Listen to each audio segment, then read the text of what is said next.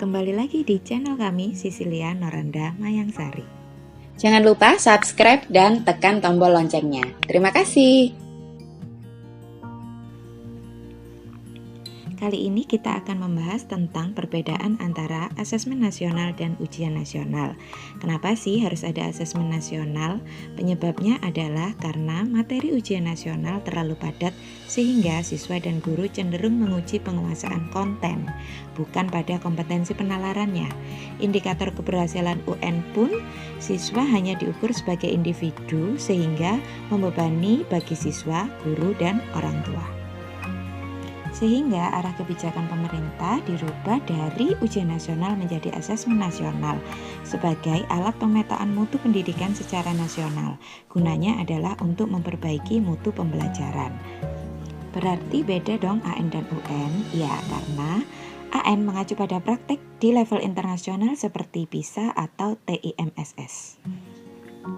Kalau kita lihat tujuan pelaksanaannya pun beda. Kenapa? Karena kita menjawab tantangan pada kemajuan zaman. Anak zaman sekarang lebih ingin jadi YouTuber daripada jadi pegawai. Itu semua disesuaikan dengan kecakapan hidup abad 21. Apa saja sih kecakapan hidup abad 21? Yang pertama adalah belajar dan berinovasi. Kedua, menggunakan teknologi informasi. Dan yang ketiga adalah bekerja dan berkontribusi pada masyarakat. Nah, sekarang kita lihat sasaran pelaksanaan UN, yaitu siswa di kelas akhir seperti kelas 6, 9, dan 12. Tujuannya adalah untuk memahami aspek kognitif dari hasil belajar mereka. Pada asesmen nasional, sasarannya pun beda, kelas 5, 8, maupun 11. Itu pun sampling, dipilih acak dari siswa yang terdaftar di Dapodik. Kepala sekolah dan guru juga sebagai responden AN loh. Kenapa? Mereka mengisi survei lingkungan belajar untuk menggali informasi karakteristik input dan proses pembelajaran. Kalau respondennya siswa, mereka akan mengisi AKM untuk menggali informasi tentang hasil belajar kognitifnya, survei karakter untuk hasil belajar secara sosial dan emosional, dan survei lingkungan belajar. Nah, sekarang kita bahas tentang asesmen nasional ya. Apa saja sih? Yang pertama ada AKM, asesmen kompetensi minimal. Dia mengukur keterampilan dasar yang berfokus pada literasi dan numerasi. Kompetensi tersebut dibangun dari jenjang dasar sampai menengah dalam suatu learning progression. Kemampuan bernalar tentang teks dan angka. Kemudian kenapa harus pakai kata minimum? Ini semua tidak mengacu pada semua konten dalam kurikulum. Yang kedua adalah survei karakter. Survei karakter ini untuk mengetahui karakter siswa dari 6 aspek karakter pelajar Pancasila. Apa saja sih? Yang pertama adalah beriman dan bertakwa, kedua kebinekaan global, ketiga mandiri, keempat berpikir kritis, kelima kreatif, dan keenam gotong royong.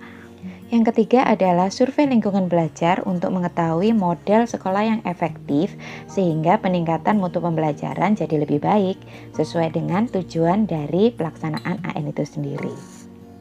Nah, sekarang kita lihat bentuk soal di AKM dan UN, sama-sama mengukur kognitif ya. Tapi di AKM ada pilihan ganda kompleks menjodohkan isian singkat dan uraian.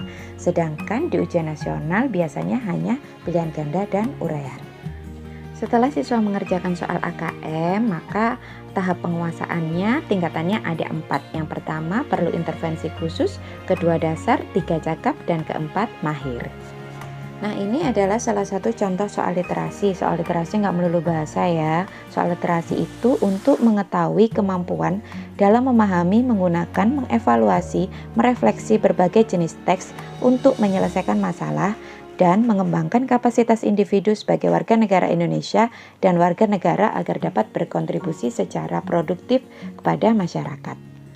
Konten dalam soal literasi juga ada 2, teks informasi dan teks sastra atau fiksi. Kalau yang ini menurut saya sih teks informasi. Untuk mengukur proses kognitifnya juga ada 3 jenis. Yang pertama menemukan informasi, yang kedua menginterpretasi dan mengintegrasi, yang ketiga adalah evaluasi dan refleksi.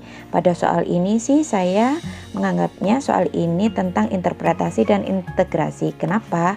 Karena butuh penafsiran untuk menggabungkan pengetahuan asal kepada informasi yang sudah ada.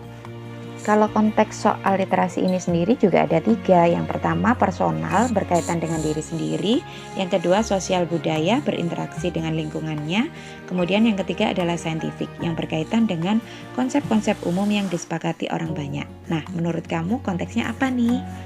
Nah, slide yang ini adalah contoh soal numerasi. Soal numerasi nggak melulu soal matematika ya. Soal ini untuk mengukur kemampuan berpikir menggunakan konsep, prosedur, fakta, dan alat matematika untuk menyelesaikan masalah sehari-hari pada berbagai jenis konteks yang relevan. Konten soal numerasi ada 4 ya. Yang pertama adalah bilangan, kedua pengukuran dan geometri, ketiga tentang data dan ketidakpastian, yang keempat adalah aljabar. Nah, menurut saya sih ini tentang data karena di situ ada datanya. Kalau untuk proses kognitifnya ada 3 jenis. Yang pertama tentang pemahaman, kedua aplikasi, dan ketiga penalaran. Menurut kalian ini termasuk proses kognitif yang mana?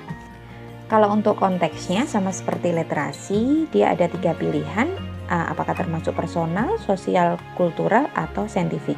Menurut kalian ini termasuk yang mana? Segala informasi ini bersumber dari modul AKM dan implikasi pada pembelajaran tahun 2020 yang diterbitkan oleh Kementerian Pendidikan dan Kebudayaan. Share materi ini jika bermanfaat ya. Terima kasih, sampai jumpa.